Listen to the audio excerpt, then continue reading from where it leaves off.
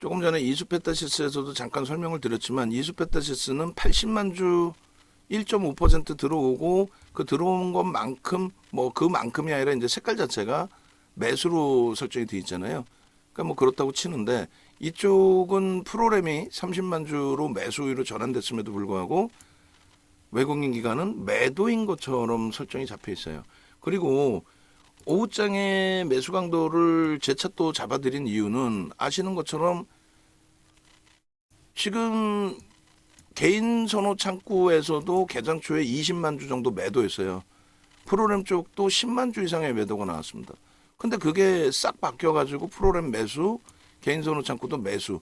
그 개인 선호 창구 매수가 프로그램 매수하고 개인 선호 창구 매도인 거죠. 죄송합니다. 매도가 프로그램 매수하고 연동되어 있는 부분으로도 해석할 수 있고요.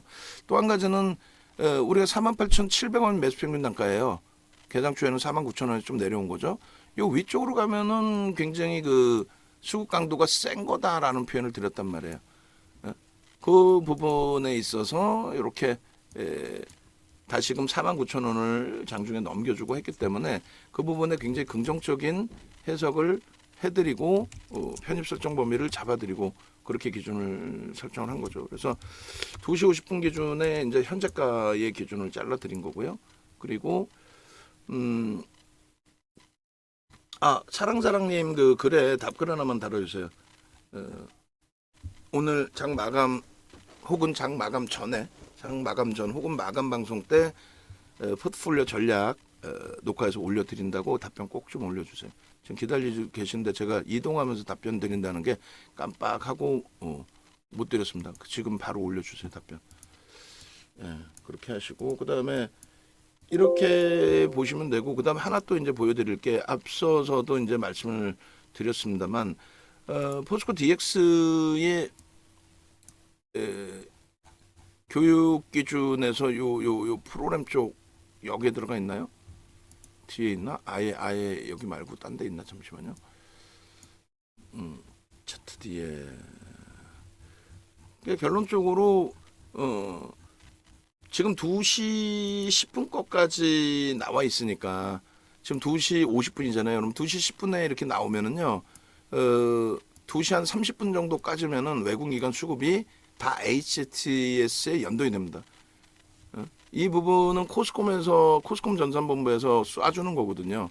코스콤에서 쏴주는 건데 그 쏴주는 게 2시 반이면 벌써 이미 다 나온단 말이에요. 근데 프로그램은 매수인데 외국기관은 매도인 것처럼 보여지잖아요. 그리고 이 프로그램 매수 부분이 뭐 갑자기 바뀐 게 아니라 2시 10분까지의 기준에서 보시면 2시 10분에 이미 얼마? 프로그램 매수가 14만 주 이렇게 돼 있단 말이에요. 14만 주.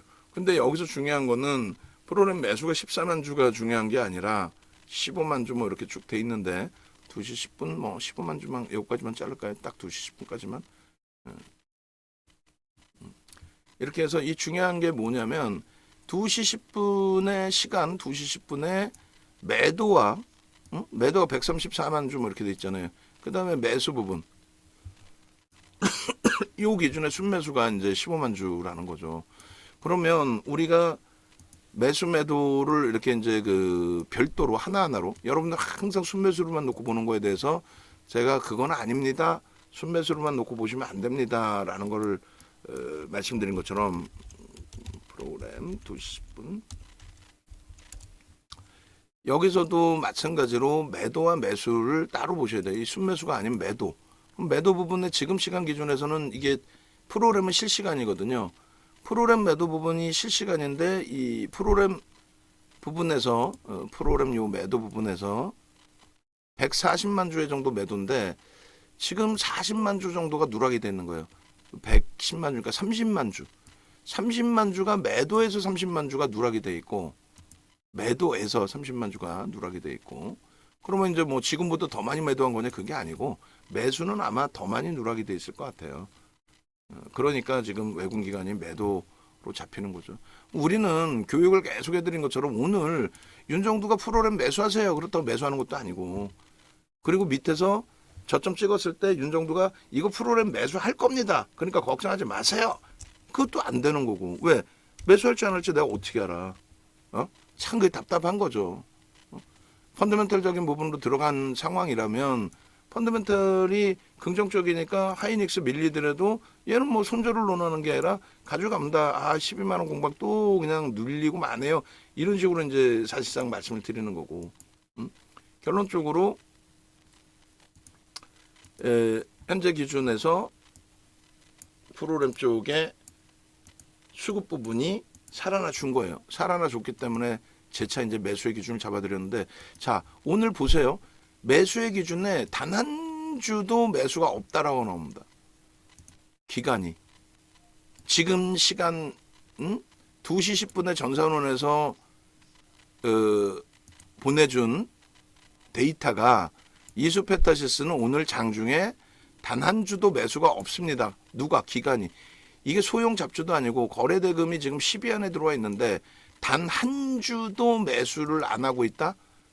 말이 안 되죠. 그러니까 누락됐다라는 거예요. 이걸 보고 포스코 DX가 반등이 나오는데 외국기관이 둘 다 매도야. 야, 이거 흥분 상태에 개인들이 흥분해서 들어올리는 거니까 에이, 이거 위험해. 큰일 날 수 있어. 야, 이거 들어가지 말고 나 손절해야겠다. 48,000원 손절? 이러면 안 된다는 얘기예요.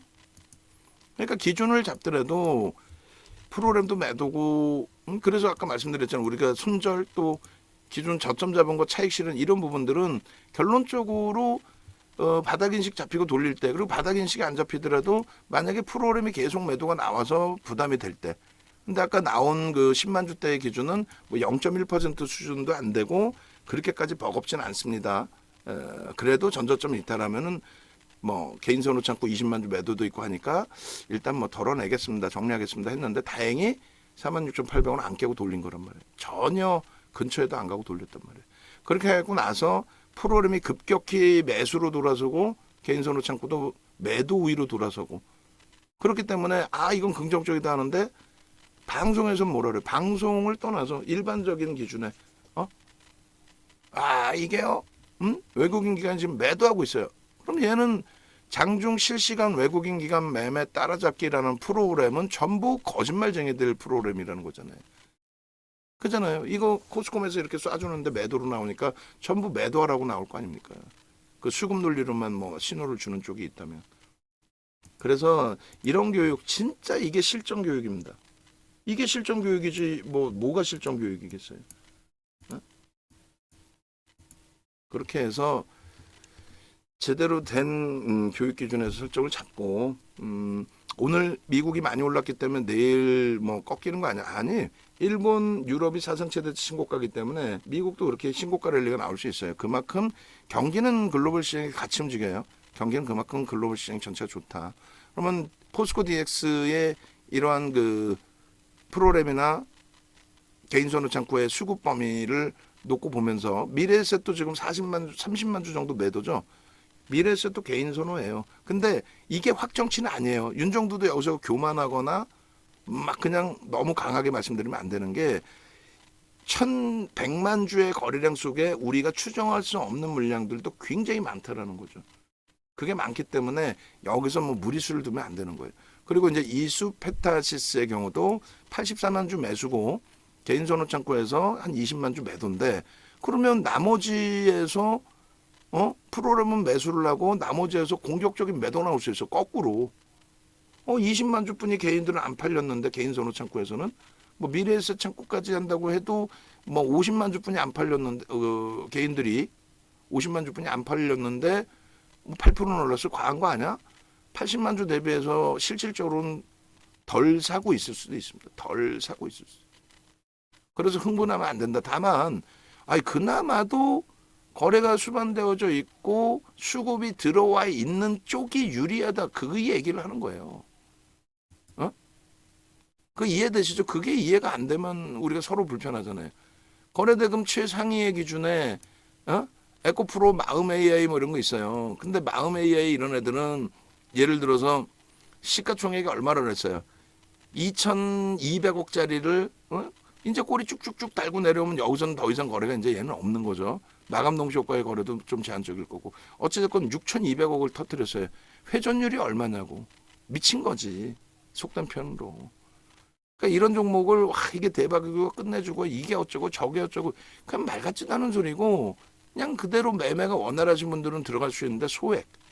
만약에 이 종목에 마음 AI라는 종목에 윤정두가 한 50억을 갖다 밀어 넣어버리면 얼마예요? 50억이면은 15만 주 정도, 13만 주 정도, 12만 주, 13만 주?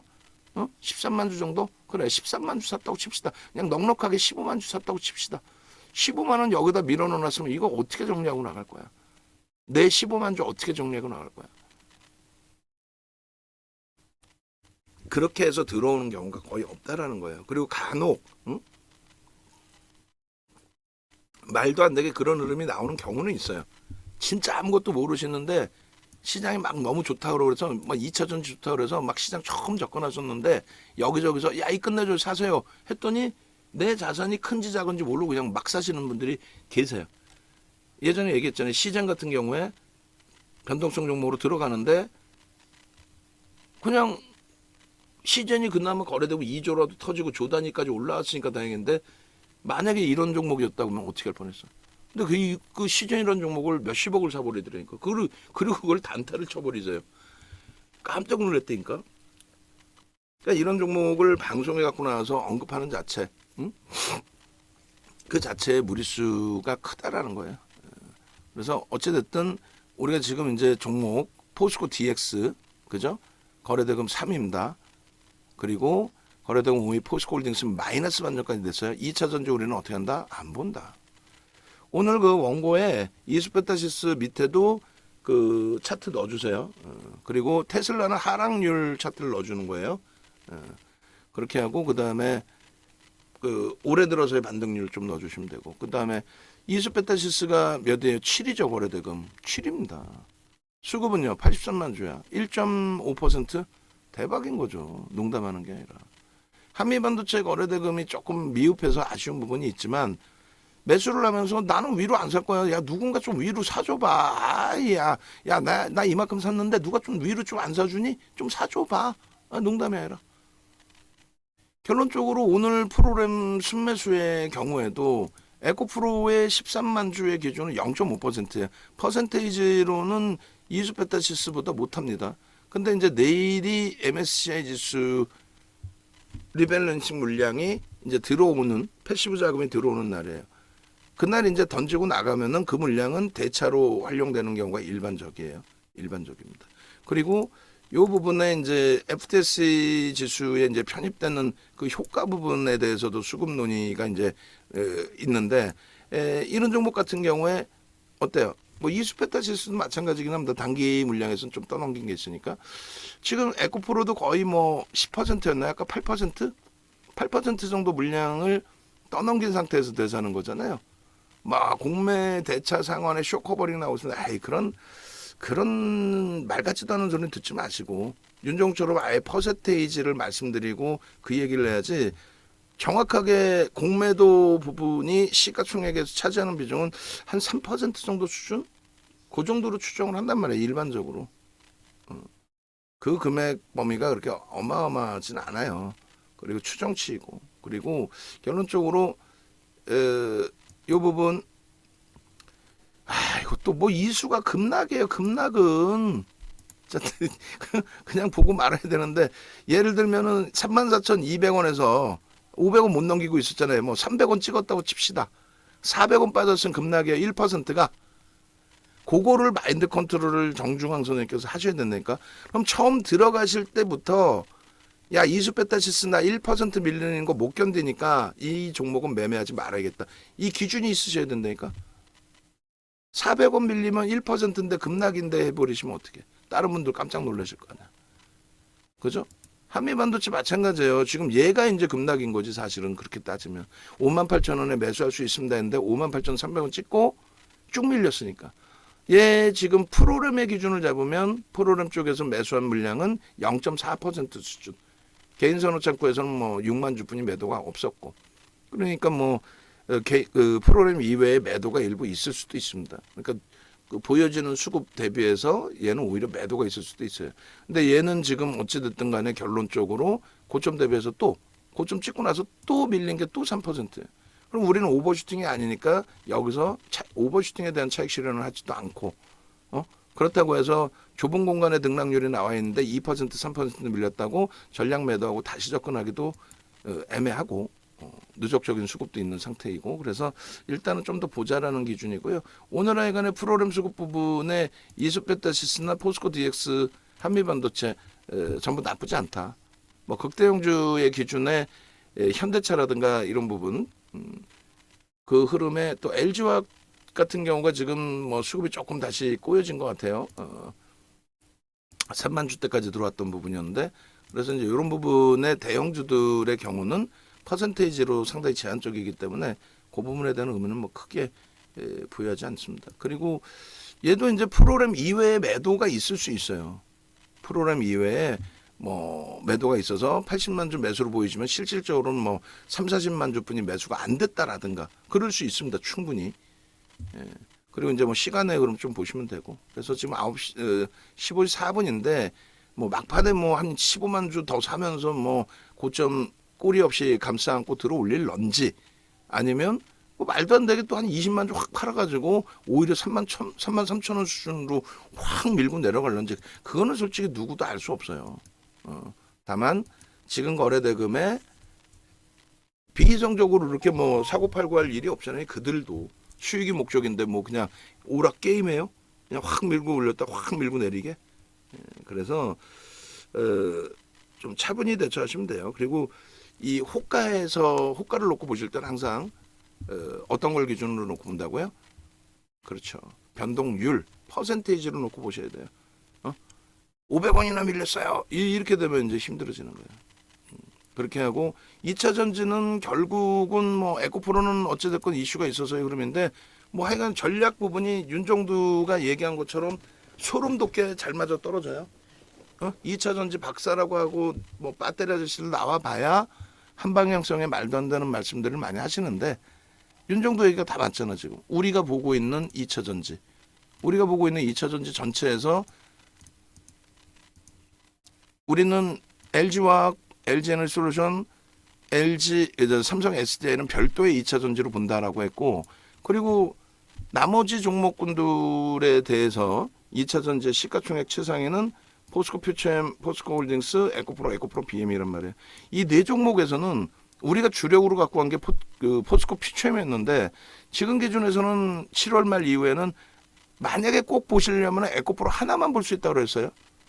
그러고 나서 에코프로 하나만 그나마 가격 반발력이 일부 있는 거예요. 나머지는요. 나머지는 다 박살이죠. 나머지는 농담이 아니라 다 박살이란 말이에요. 2차 전지 시가총액 상위 종목군들 한번 검색을 좀 해보겠습니다. 그렇게 해서 시가총액 상위 종목에 우리가 지금 얘기한 그 종목군들 이외의 종목을 한번 볼게요. 그러니까 무슨 얘기냐면은 포스코 홀딩스 고점 대비 23.82, 8월 초 대비해서도 주가가 밀려 있죠. 그리고 포스코 퓨처엠 어떻게 돼 있어요? 34.65%의 폭락입니다. 최고점 대비. 그리고 8월 초 대비해서도 밀려 있죠. 에코프로만 8월 초 대비 올라와 있는 거예요. 18.84% 하락이고, 분명하게 윤정두가 에코프로만 그나마 들어갈 수 있다 했고, 에코프로가 에코프로 BM의 시가총액을 넘긴 거에 대해서 당연하다라는 그 시장 해석을 한 사람들이 있어요. 그거는 저는 동의할 수 없다라는 거죠.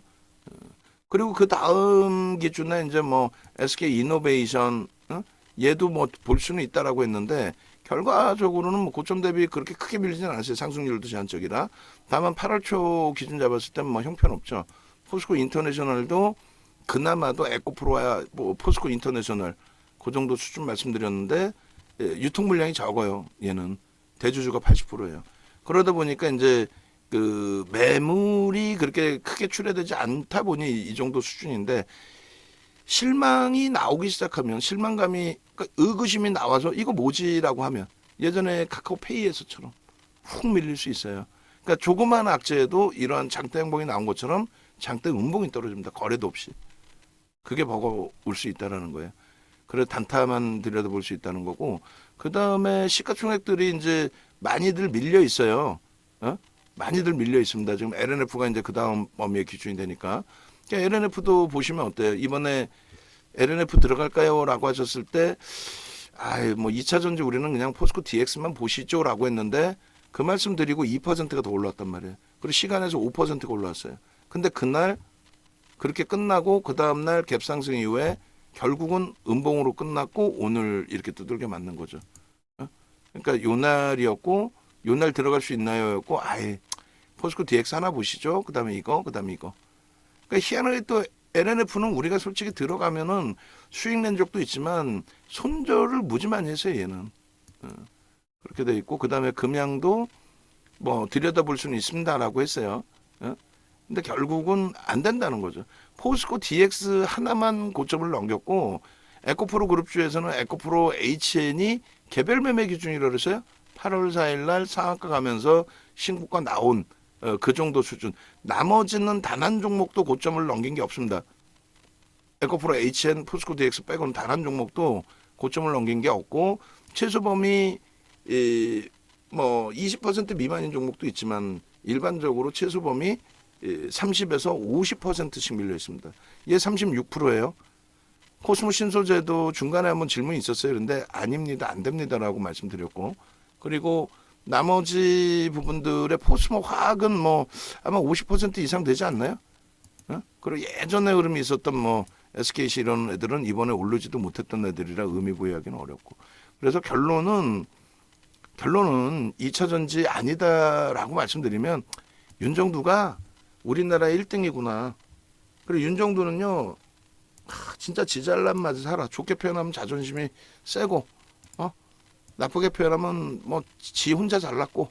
근데 그럴 수밖에 없는 게, 농담하는 게 아니라 수익률 대회 7번 우승이라는 자체가 7,681%라는 그 자체가 또 1조 이상짜리에서 이 포트를 구성하고 유지되고 수익이 나고 있다는 자체가 시장 주력주 놓치지 않는다는 자체가 증권사 임직원 교육 파생과 기술적 분석 들어가는 사람 자체가 없어요. 농담이 아니라.